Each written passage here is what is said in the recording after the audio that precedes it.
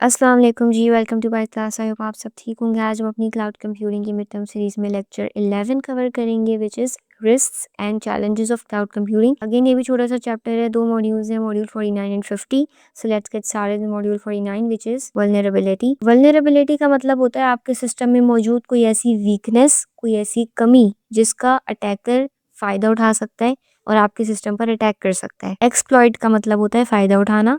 तो हम कैसे अपने सिस्टम को क्लाउड को वल्नरेबिलिटी से बचा सकते हैं? जब आप अपना डेटा क्लाउड पर मूव कर रहे होते हैं तो बहुत ज़्यादा सिक्योरिटी रिस्क बढ़ जाते हैं, क्योंकि क्लाउड पर मौजूद डेटा को बहुत ज़्यादा खतरे होते हैं। कौन से? इंटरनेट बेस्ड थ्रेट्स के, कि जब आप अपना डेटा डाल रहे होते हैं क्लाउड पे तो आप इंटरनेट के ज़रिए डाल रहे होते हैं और इंटरनेट एक पब्लिक एसेट है। तो बहुत ज़्यादा इंटरनेट बेस्ड थ्रेट्स, यानी जो वायरसेस होती हैं, जो मालवेयर्स होती हैं, जो हैकर्स होती हैं, जो आपके डेटा को हैक कर सकते हैं, उसको एक्सप्लॉइट कर सकते हैं। तो इस तरह की इंटरनेट बेस्ड थ्रेट्स होते हैं आपके डेटा को। एंड सेकंड, अनऑथराइज्ड एक्सेस, यानी जब आप अपना डेटा क्लाउड पर शिफ्ट कर रहे होते हैं तो उस बीच के जो प्रोसेस में, ट्रांसफर का जो प्रोसेस होता है, उसमें बीच में अगर कोई अनऑथराइज्ड पर्सन आपके डेटा को एक्सेस कर पा रहा होता है तो वो अनऑथराइज्ड एक्सेस कहलाता है। तो इस तरह के आपको प्रॉब्लम्स होती हैं जब आप अपने डेटा को इंटरनेट पे क्लाउड पर शिफ्ट कर रहे होते हैं। तो इन सब चीज़ों से कैसे बचा जाए? सबसे पहले सिक्योरिटी फ्रेमवर्क। सिक्योरिटी फ्रेमवर्क एक पॉलिसीज, प्रोसीजर्स और प्रैक्टिसेस का एक कलेक्शन होता है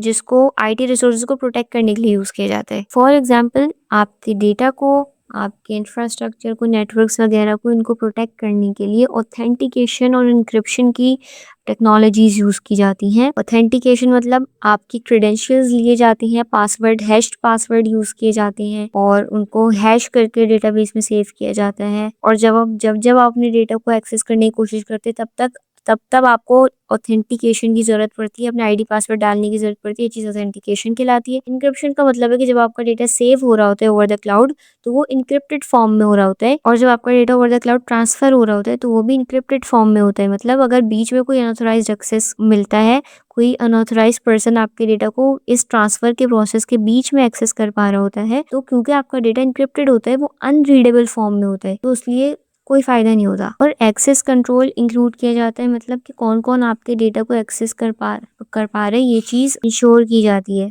next, security framework mismatch.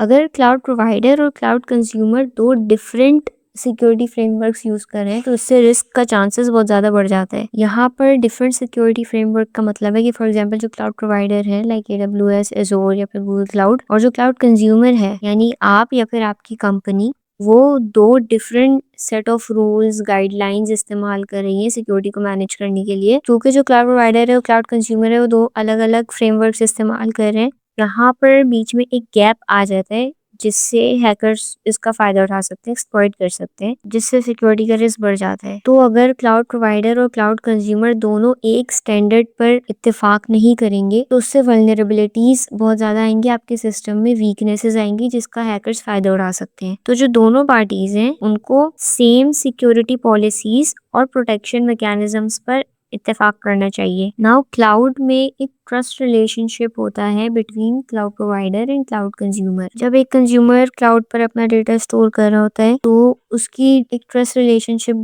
Build होती है क्लाउड प्रोवाइडर्स के साथ कि उसके डेटा को मिसयूज नहीं किया जाएगा, उसके डेटा को सिक्योर रखा जाएगा। कौन कौन से फैक्टर्स होते हैं जो इस ट्रस्ट पर इफेक्ट करते हैं? First, remote data access. क्योंकि जब आप क्लाउड पर अपना डेटा डालते हैं तो आप ओवर द इंटरनेट उसको एक्सेस कर पा रहे होते हैं, जिसकी वजह से, क्योंकि इंटरनेट एक पब्लिक एसेट है, तो उसकी वजह से जो थ्रेट्स वगैरह के चांसेस होते हैं, एक्सपोजर बहुत ज़्यादा बढ़ जाता है, सिक्योरिटी रिस्क बहुत ज़्यादा बढ़ जाता है।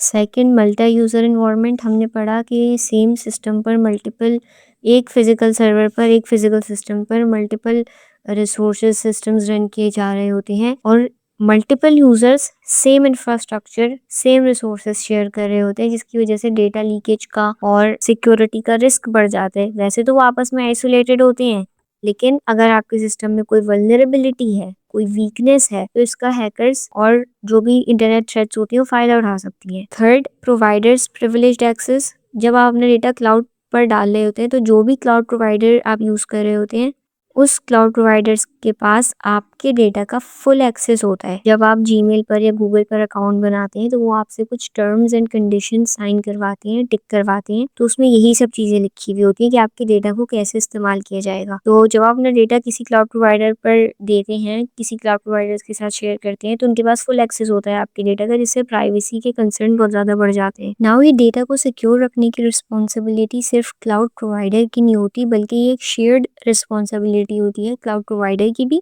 और क्लाउड कंज्यूमर की भी।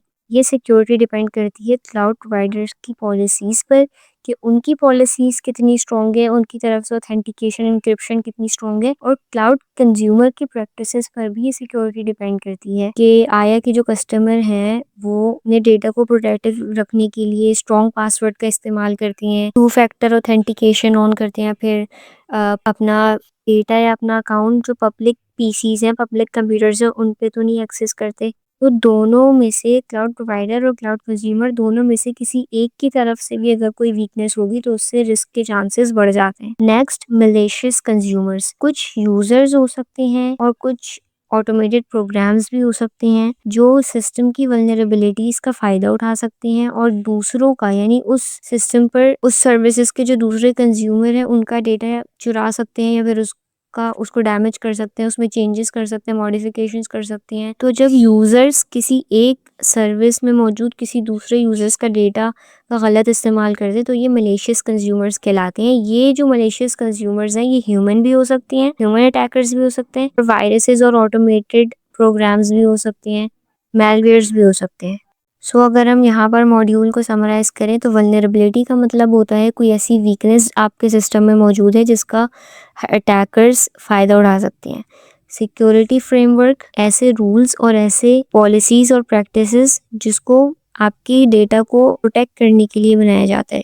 अगर क्लाउड प्रोवाइडर और क्लाउड कंज्यूमर दो डिफरेंट सिक्योरिटी फ्रेमवर्क यूज़ कर रहे होंगे तो उससे सिक्योरिटी का रिस्क बढ़ जाता है। क्लाउड पर डेटा स्टोर करने के लिए ज़रूरी है कि क्लाउड प्रोवाइडर और क्लाउड कंज्यूमर के बीच में ट्रस्ट का रिलेशनशिप हो। जब आप अपना डेटा क्लाउड पर स्टोर करते हैं तो जो रिस्क होते हैं, सिक्योरिटी रिस्क होते हैं, वो हो सकते हैं बिकॉज ऑफ रिमोट एक्सेस, क्योंकि आप अपना डेटा ओवर द इंटरनेट डाल रहे होते हैं और इंटरनेट एक पब्लिक एसेट है तो इंटरनेट थ्रेट्स हो सकते हैं। शेयर्ड रिसोर्सेज होती हैं, multiple user same infrastructure use कर सकते हैं, तो हो सकता है कि कोई एक यूज़र किसी दूसरे यूज़र का किसी भी सिस्टम में वीकनेस की वजह से डेटा एक्सेस कर पा रहे हैं। प्रोवाइडर एक्सेस, जब आप अपना डेटा क्लाउड पर डालते हैं तो वो क्लाउड प्रोवाइडर आपके डेटा को कम्प्लीटली एक्सेस कर पा रहा होता है, तो अगर वो क्लाउड प्रोवाइडर उसका गलत इस्तेमाल करे तो ये एक सिक्योरिटी रिस्क हो सकता है। और मलेशियस यूजर्स, यानी ऐसे यूजर्स या ऑटोमेटेड प्रोग्राम्स जो एक सर्विस इस्तेमाल करने वाले दूसरे यूजर्स को नुकसान पहुंचा सकते हैं, उनका डेटा एक्सप्लॉइट कर सकते हैं। Next is module 50, reduced operational governance control. Cloud computing में क्या होता है कि जो कंज्यूमर्स होते हैं उनके पास बहुत ज़्यादा लिमिटेड कंट्रोल होता है आईटी इंफ्रास्ट्रक्चर पर, आईटी रिसोर्सेज पर। क्यों? क्योंकि वो तमाम रिसोर्सेज मैनेज करना क्लाउड प्रोवाइडर की रिस्पॉन्सिबिलिटी होती है। अब क्योंकि क्लाउड प्रोवाइडर रिस्पॉन्सिबल होते हैं उन सब चीज़ों के लिए, तो वो अपने हिसाब से उसको मैनेज कर सकते हैं, कस्टमाइज कर सकते हैं, और उनके पास ज़्यादा पावर होती है। तो जो यूजर्स हैं उनको फुल कंट्रोल नहीं होता इंफ्रास्ट्रक्चर के ऊपर, और क्लाउड प्रोवाइडर जिस तरह चाहे मैनेज करे सर्विसेज को, क्लाउड कंज्यूमर्स इस पर डिपेंडेंट होते हैं। अगर तो वो क्लाउड प्रोवाइडर सही से रिसोर्सेज को मैनेज नहीं कर पा रहा तो इससे रिस्क के चांसेस बढ़ जाते हैं। बट इसमें क्लाउड कंज्यूमर की कोई जिम्मेदारी नहीं है, क्योंकि इन सब चीज़ों को मैनेज करना किसकी रिस्पॉन्सिबिलिटी है? क्लाउड प्रोवाइडर की। Risk of poor cloud management, अगर तो जो क्लाउड प्रोवाइडर है वो अनरिलायबल है, यानी उसको सही से सिस्टम को मैनेज करना और डेटा को सिक्योर करना नहीं आता, तो उससे सर्विस पर बहुत ज़्यादा इफेक्ट पड़ सकता है। एसएलए में जो क्लाउड प्रोवाइडर गारंटीज देता है क्लाउड कंज्यूमर्स को अवेलेबिलिटी के लिए, सिस्टम की परफॉर्मेंस के लिए, अगर तो वो उसको उन रिक्वायरमेंट्स को मीट नहीं कर पाता तो इससे बिजनेस ऑपरेशंस पर और एप्लीकेशंस पर बहुत इम्पैक्ट पड़ता है। सीधी सी बात है, अगर कोई क्लाउड प्रोवाइडर्स उन चीज़ों के लिए जिसके लिए वो रिस्पॉन्सिबल है उनको सही से मैनेज एफिशिएंटली नहीं कर पा रहा तो उसकी सर्विस क्वालिटी बहुत ज़्यादा ख़राब होगी और कोई भी ऐसे क्लाउड प्रोवाइडर से सर्विस नहीं लेगा। Next, service level agreement risks. SLA में प्रोवाइडर जिस चीज़ की गारंटी देता है अपने सिस्टम की परफॉर्मेंस के लिए, उसकी अवेलेबिलिटी के लिए, बट अगर वो रिलायबल ना हो और सिस्टम को सही से हर चीज़ को मैनेज ना करे तो वायलेशंस हो सकती हैं। अगर जिन चीज़ों का प्रोवाइडर ने प्रॉमिस किया हो उसकी परफॉर्मेंस उस लेवल को मीट ना करे तो उसकी वायलेशंस हो सकती हैं, कि ज़रूरी नहीं है कि क्लाउड प्रोवाइडर्स हर दफ़ा एसएलए रिक्वायरमेंट्स को मीट करें।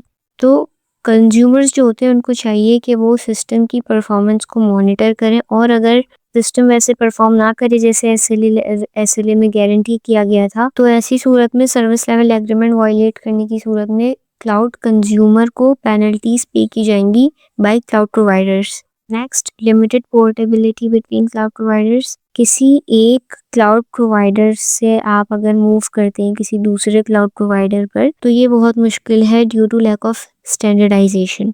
एक क्लाउड प्रोवाइडर दूसरी सेट ऑफ पॉलिसीज और स्टैंडर्ड पे काम कर रहे होते हैं, कोई दूसरा क्लाउड प्रोवाइडर जो है उनके अपने अलग स्टैंडर्ड्स होते हैं, पॉलिसीज होती हैं। अगर आप अपने डेटा को शिफ्ट करेंगे from one cloud provider to another, तो ये बहुत ज़्यादा मुश्किल होता है।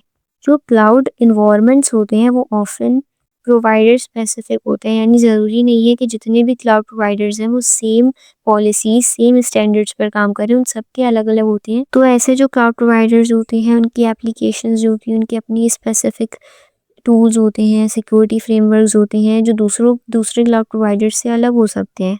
तो इस गैप की वजह से, इस डिफरेंस की वजह से अपने डेटा को मूव करना, माइग्रेट करना बहुत ज़्यादा मुश्किल और बहुत ज़्यादा कॉस्टली पड़ सकता है। Next, multi regional compliance and legal issues.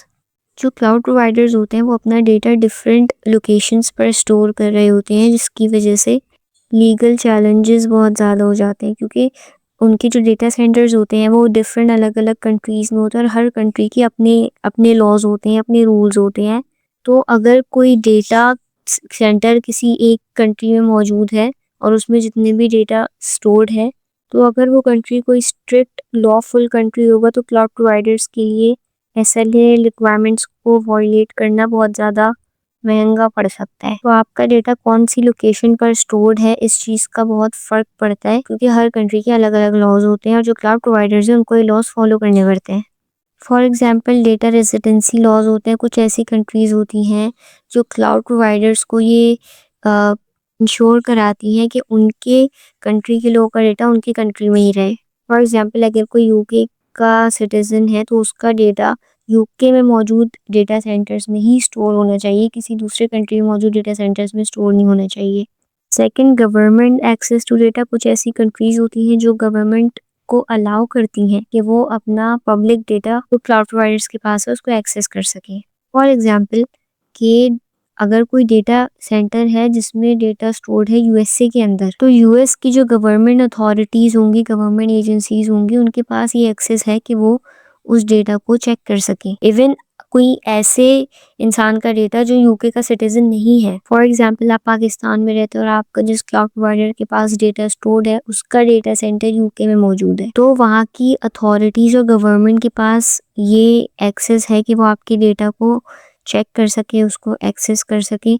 अब आप तो यूएस सिटीजन नहीं है, यूके सिटीजन नहीं है, बट स्टिल वहाँ की अथॉरिटीज़ आपका डेटा चेक कर सकती है जस्ट बिकॉज क्योंकि वहाँ उनकी लोकेशन के अंदर, उनके बॉर्डर के अंदर डेटा सेंटर में आपका डेटा मौजूद है।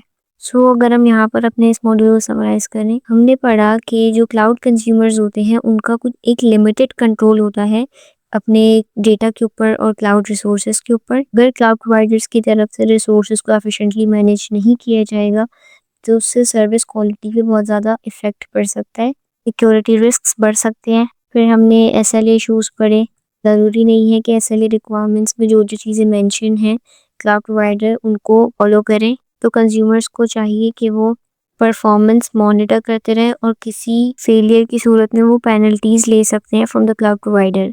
देन हमने पढ़ा कि हर क्लाउड प्रोवाइडर का अपना specific set of rules, policies, standards होते हैं, जिसकी वजह से दो डिफरेंट क्लाउड प्रोवाइडर्स के बीच में स्विच करना, अपने डेटा को माइग्रेट करना from one cloud provider to another बहुत ज़्यादा डिफिकल्ट और कॉम्प्लेक्स और कॉस्टली पड़ सकता है। तो लिमिटेड पोर्टेबिलिटी होती है हमारे पास क्लाउड के अंदर। पोर्टेबिलिटी का मतलब है मूव करना, एक जगह से दूसरी जगह कैरी करना। देन हमने लीगल चैलेंजेस पढ़े कि डेटा सिक्योर करने के जो लॉज होते हैं वो डिफरेंट लोकेशंस के, डिफरेंट कंट्रीज़ के लिहाज से डिफरेंट हो सकते हैं। सो यहाँ पर हमारा चैप्टर 11 ख़त्म हुआ। 2 मॉड्यूल्स से छोटा चैप्टर था। अगर आपके कोई क्वेश्चंस हो तो आप कमेंट में पूछ सकती हैं। अगर वीडियो पसंद आई हो तो लाइक करें, अपने फ्रेंड्स के साथ शेयर करें, चैनल को सब्सक्राइब करें। अंटिल द नेक्स्ट वीडियो, अल्लाह हाफ़िज़।